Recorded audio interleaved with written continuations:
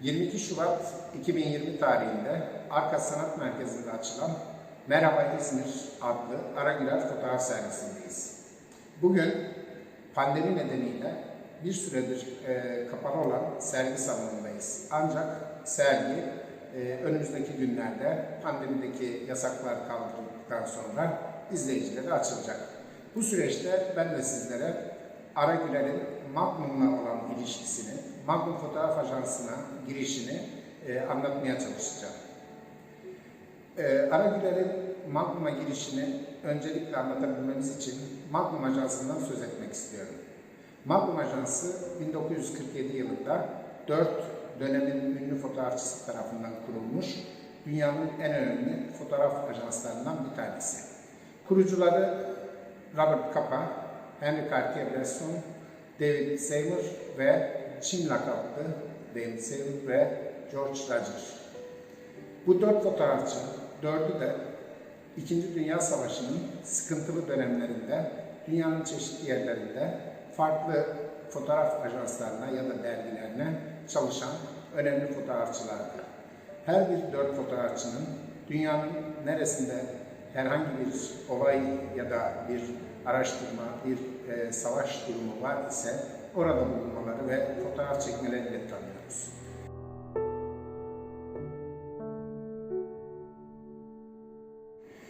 Magnum kurucusu bu 4 fotoğrafçı, cesur, korkusuz, dünyanın her bölgesinde fotoğraf çeken, insanlara haber taşıyan kişilerdi. Magnum merkezi Paris ve New York olmak üzere 2 ana merkez ve Londra ve Tokyo olmak üzere de 2 distribütörlük şeklinde kurulmuştur. Bu 4 ana merkezin altında ise 15 alt farklı ülkede örgütlenmelerini tamamlamıştı. Ve ilk kurulduğu süreçte 1947'den 1950'li yılların başına kadar yaklaşık 16 Magnum fotoğrafçısı görev yaptı. Ve Magnum aslında fotoğrafçıların telif haklarının korunmasına yönelik amaçla kurulmuştur. Robert Capa daha Magnum kurulmadan önce fotoğrafçı arkadaşlarına fotoğrafların telif hakları hakkında konuşmalar yapıyor ve fotoğrafın negatiflerine sahip olmayan fotoğrafçının aslında hiçbir özelliğinin olmadığını söylüyordu. Çünkü o döneme kadar fotoğrafçılar çektikleri fotoğrafların telif haklarını çalıştıkları gazete veya dergiler adına yapıyorlar ve fotoğraf editörleri, o dergiler fotoğrafçının bütün çekim haklarını, teliflerini kendiler almış oluyorlardı.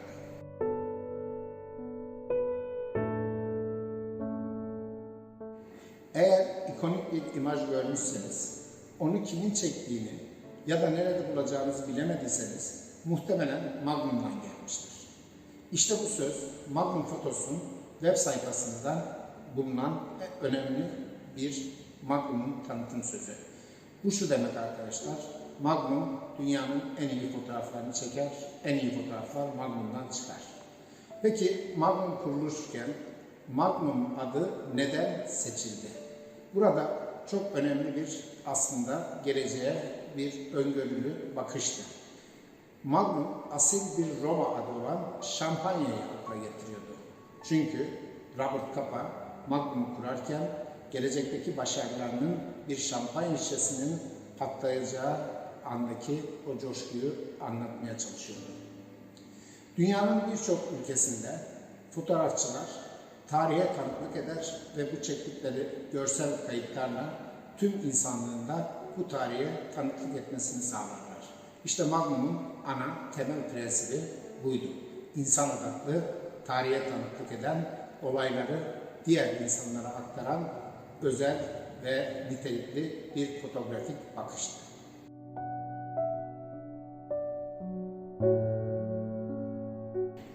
Magnum'un en önemli özelliği fotoğrafçısına kendi çalışma konusunu seçebilme özgürlüğünü sağlamasıydı.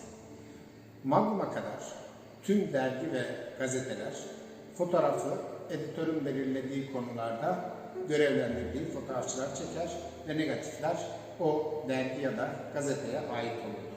İşte Magnum'un özgür ortamı, telif hakları açısından fotoğrafçının kendisine ait olması ve tüm üyelerinin Magnum'a ortaklık şeklinde bir kooperatif oluşturması açısından farklı bir yapılanması vardı. Magnum'un en önemli konularından, ele aldığı konularından bir tanesi de değişik, farklı coğrafyalarda ve kültürlerde yaşayan insan öyküleriydi.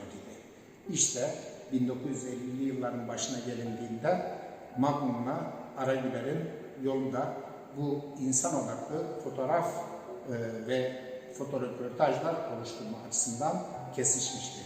Aragüler de zaten insan odaklı fotoröportajlar yapan, o yıllarda Yeni İstanbul gazetesinde çalışan genç bir foto muhabiriydi.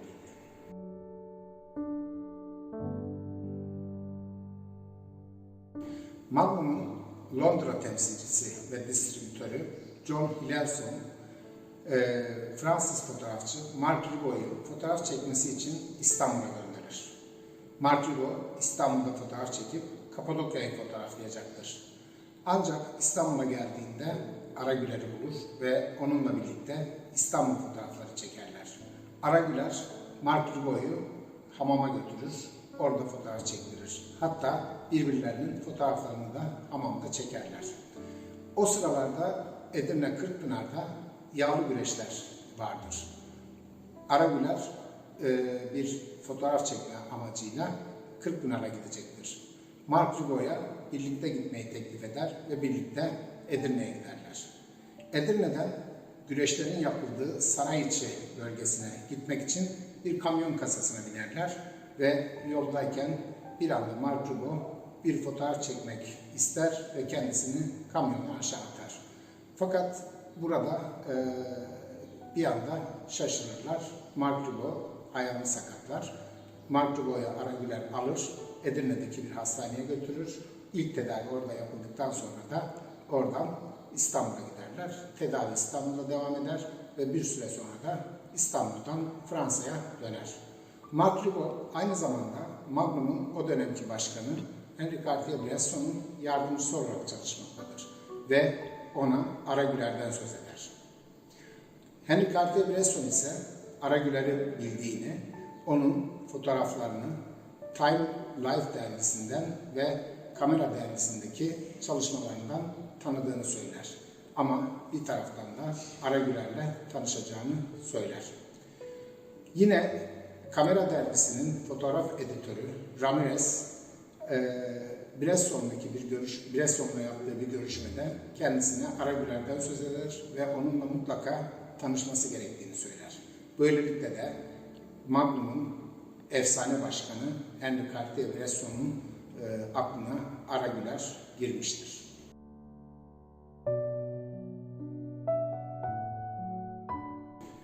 Henri Cartier-Bresson, Aragüler'le Martinez'in Fransa'daki, Paris'teki evinde buluşurlar. Ve güzel bir sohbet geçer aralarında. Ancak Magnum'la ilgili pek bir şey konuşmazlar. Aradan bir süre geçer. Henri Cartier-Bresson, Basın Yayın Genel Müdürlüğü'nün davetlisi olarak İstanbul'a gelir. Kendisine Basın Yayın Genel Müdürlüğü'nce bir mihmandar yani rehber de verilmiştir. Ancak Bresson Aragüler'le buluşur ve daha çok Aragüler'in rehberliğinde İstanbul'u gezerler, birlikte İstanbul'u fotoğraflarlar. Aragüler, Bresson'un çalışma yöntemlerinden çok memnun olmuştur. Onu ilgiyle izler. Aynı zamanda Bresson da Aragüler'in hem girişkenliğini hem de bilgisini, İstanbul'u tanıma ve fotoğraf çekme bilgisini takdirle karşılamış, onunla iyi bir dost olmuştu. Fotoğraf çekerlerken İstanbul'da Taksim Meydanı'na gelirler ve Taksim Anıtı çevresinde şipşakçı tabir edilen fotoğrafçıları görür. Bresson Aragüler'e bunlar kim der. Aragüler de ona bunlar şipşakçı der. Yani orada ticari anlamda anlık fotoğraf çekenler. Şipşakçı lafı Bresson'un çok hoşuna gider. Hatta o tarihten itibaren imzaladığı fotoğraflarına ve kitaplarının arkasına hep Bresson yazdıktan sonra altına şipşakçı notu düşer. İstanbul'da fotoğraf çekerken daha sonra da uzun yıllar Paris'te yaşamış, Paris'te eğitim almış Sabahattin Eyüboğlu'nun atölyesine gider ve Sabahattin Eyüboğlu'nun da birçok fotoğrafını çekerler.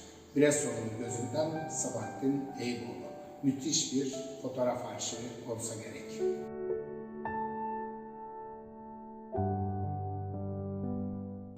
Bresson İstanbul'daki fotoğraf çekiminden sonra Paris'e gider ve 1953 yılında Aragüler Magnum'a böylelikle katılmış olur. O dönemde Marc Hugo, Bresson'un yardımcısı olarak görev yapan Fransız fotoğrafçıdan daha meşhur bir fotoğrafçıydı aslında Aragüler. Çünkü o dönemde Magnum'da sadece 16 fotoğrafçı çalışıyor ve onların ürettiği fotoğraflar 16 kişi arasında sanki kaybolup gidiyordu. Ama Aragüler o yıllarda henüz İngiltere'de yayınlanan Kamera Annual antolojisince dünyanın en iyi 7 fotoğrafçısından biri seçilmişti. Hatta Amerikan Fotoğrafçılar Birliği'nce de oraya kabul edilen ilk ve tek Türk fotoğrafçı unvanını zaten almıştı. Magnum'la olan ilişkisini Aragüler çok önemsememekle beraber hep Magnum'un dışında onlara dışarıdan destek veren bir sabit temsilci olarak çalıştığını söylerdi. Magnum tabii ki önemli bir ajanstı ama Aragüler için Magnum sadece bir kartvizit, bir simgesel, önemli bir fotoğraf ajansıydı. Bunu da şu sözleriyle anlatmıştı. Magnum dediğimiz küçük bir grup fotoğrafçının kooperatifi. Bunlar ne yaparlar? Bunlar çekilen fotoğraflardan çeşitli dergi ve gazetelere fotoğraf servisleri yapar. Bundan para kazanırlar. Ve fotoğrafçılara bundan bir telif öderler. Türk büroların, ofislerin masrafları bu gelirlerden kesilir. Yani maaşları bile, orada çalışan personel maaşları bile fotoğrafçıların teliflerinden ödenir. Yani bir çeşit komisyon verilir. İşte Aragüler'in karşı çıktığı şey buydu. Ben neden çektiğim fotoğraflardan kazandığım parayı Magnum'a bir komisyon olarak vereyim ya da orada çalışanların masraflarını ben neden karşılayayım? Ben zaten çekiyorum, çektiğim fotoğrafları onların servis ettiği gazete ve dergilere ben uzun yıllardır zaten çalışarak o fotoğrafları ben doğrudan satabiliyorum demişti. O nedenle Magnum'a ilişkisi hep sınırlı kaldı. Ama Aragüler dünyanın en zor coğrafyalarında en zor girilen, ulaşılan insanlarına kadar ulaşıp dünyanın önemli kişileriyle fotoğraflar yapmış, onları Magnum arşivine kazandırmış ve aynı zamanda da bağımsız, freelance denilen bir yapıyla bu fotoğraflarını dünyanın önemli gazete ve dergilerine kendisi doğrudan kazanmıştır. İşte Aragüler'in Magnum'dan farkı, Magnum fotoğrafçılarından farkı o kooperatifin tam üye olarak çalışan fotoğrafçısı olmamasıydı. Diğer fotoğrafçıları bir kooperatif üyesi gibi çalışırken Aragüler hep uzaktan bağımsız bir Magnum fotoğrafçısı olarak uzun yıllar görev yapmıştı.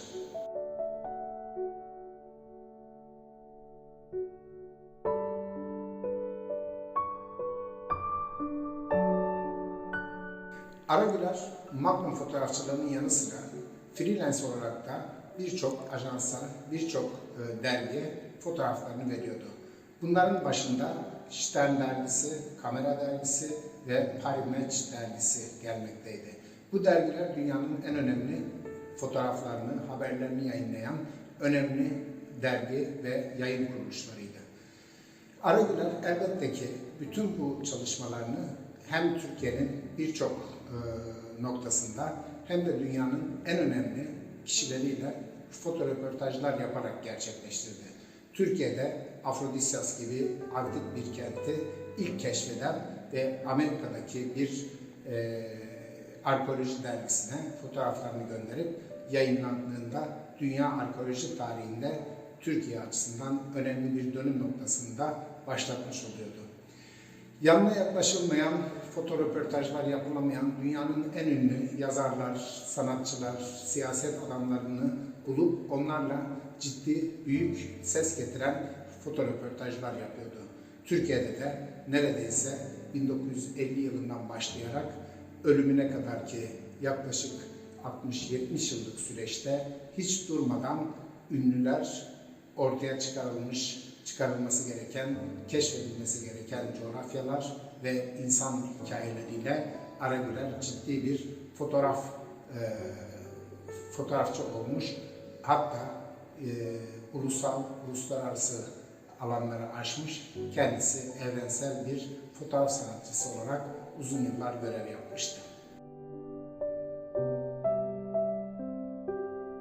Ülkemizin edebiyatçılar portresini neredeyse tarihsel bir tanıklık olarak bize edebiyat portrelerini sunan Ara Güler Usta, Halide Edip Adıvar'dan Yaşar Kemal'e, Ahmet Hamdi Tanpınar'dan Can Yücel'e kadar 100'den fazla sanat dünyamızın, edebiyat dünyamızın en önemli isimlerinin portrelerini 100 adlı bir çalışmayla projelendirmişti. Bugün bu sergide de bu yüzü tam bir edebiyat tarihimizin görsel tarihi kayıtları olarak burada sergi alanında görmek mümkün.